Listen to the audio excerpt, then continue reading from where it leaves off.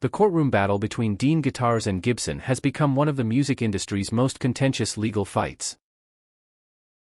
For years, Gibson has aggressively pursued companies it accuses of copying its iconic guitar shapes, including the legendary ES-335 semi-hollow body design.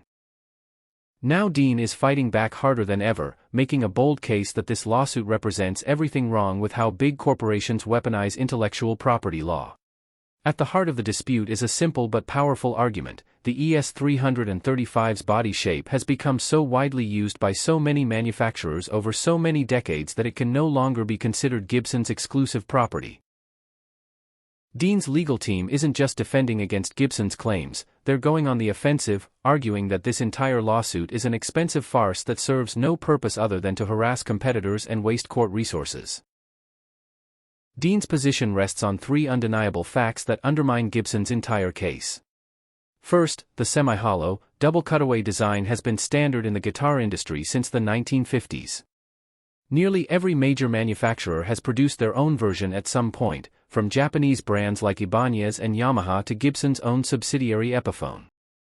The design has appeared on countless albums, in music stores worldwide, and in the hands of generations of musicians. After 70 years of universal use, Dean argues it's absurd for Gibson to suddenly claim exclusive rights. Second, Gibson's own actions prove they don't truly believe the shape is proprietary. The company has allowed dozens of manufacturers to produce near-identical copies for decades without objection.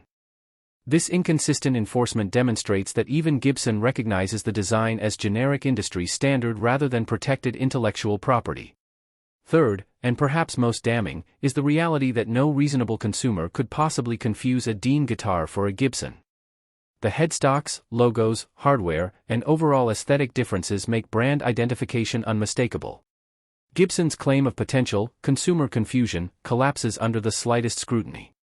History suggests Dean has a strong case. U.S. courts have repeatedly ruled that functional product designs, especially those that become industry standards, cannot be monopolized through trademark law. The most famous example came when Fender attempted to trademark the Stratocaster and Telecaster body shapes in the early 2000s. After a lengthy battle, the U.S. Patent and Trademark Office ruled decisively that these shapes had become too widely used to function as trademarks. The parallels to Gibson's ES-335 are striking. Like Fender's designs, the ES-335 shape has been copied and modified by countless manufacturers for generations. It appears in guitar catalogs, music stores, and recording studios worldwide as a standard design rather than a brand-specific feature. If the Stratocaster shape is generic, Dean argues, then the ES-335 shape certainly must be as well. The implications of this lawsuit extend far beyond these two companies. A Gibson victory would send shockwaves through the entire instrument manufacturing industry. Small builders would face existential threats, independent luthiers and boutique shops making semi-hollow guitars could suddenly find themselves targets of litigation, forced to either pay licensing fees or radically alter decades-old designs. Consumer choice would diminish, with fewer companies willing to risk lawsuits. The market would consolidate around only the largest manufacturers who can afford legal protection. Prices would likely rise as competition decreases. Music history itself could be rewritten. Countless classic recordings feature guitars that technically violate these trademark claims. A Gibson win could create absurd situations where the very instruments that define musical eras are deemed infringing copies. Conversely, a Dean victory would affirm that some designs are simply too fundamental to be owned by any single company. It would protect the rights of manufacturers to produce affordable versions of classic instruments and ensure that the tools of music remain accessible to all players, not just those who can afford premium brands. Dean's filings highlight numerous contradictions in Gibson's legal strategy. Gibson's own subsidiary Epiphone produces near-identical ES-335 copies under license, proving the company itself acknowledges the design can be legally replicated with permission.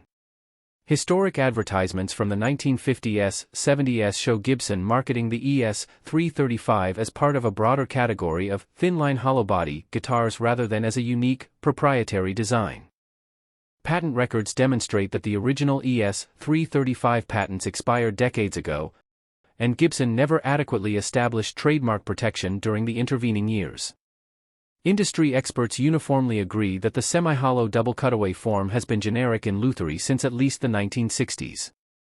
Beyond the legal arguments, Dean's filings emphasize the real-world consequences of Gibson's lawsuit.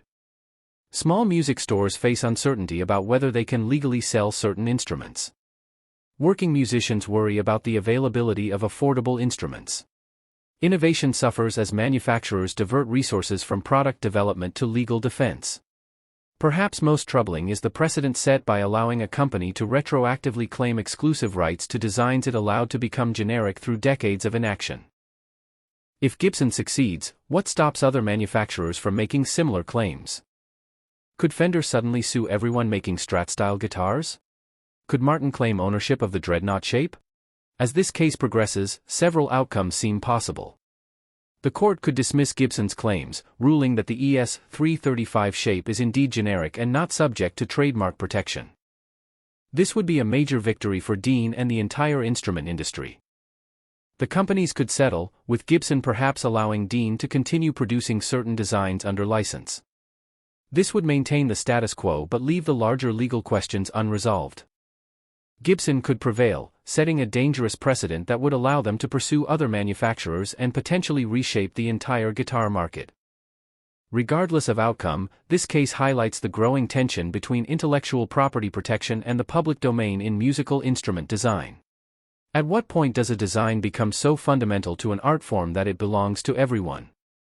When does trademark enforcement cross the line from brand protection into anti-competitive behavior? These are the questions at the heart of Dean's defense, questions that will ultimately determine not just the fate of two guitar companies, but the future accessibility of musical instruments for players worldwide. The music industry, legal scholars, and musicians everywhere are watching closely as this battle over a simple guitar shape could redefine the boundaries of intellectual property in the arts. One thing is certain: the reverberations from this case will be felt for decades to come, in courtrooms, music stores, and recording studios across the globe.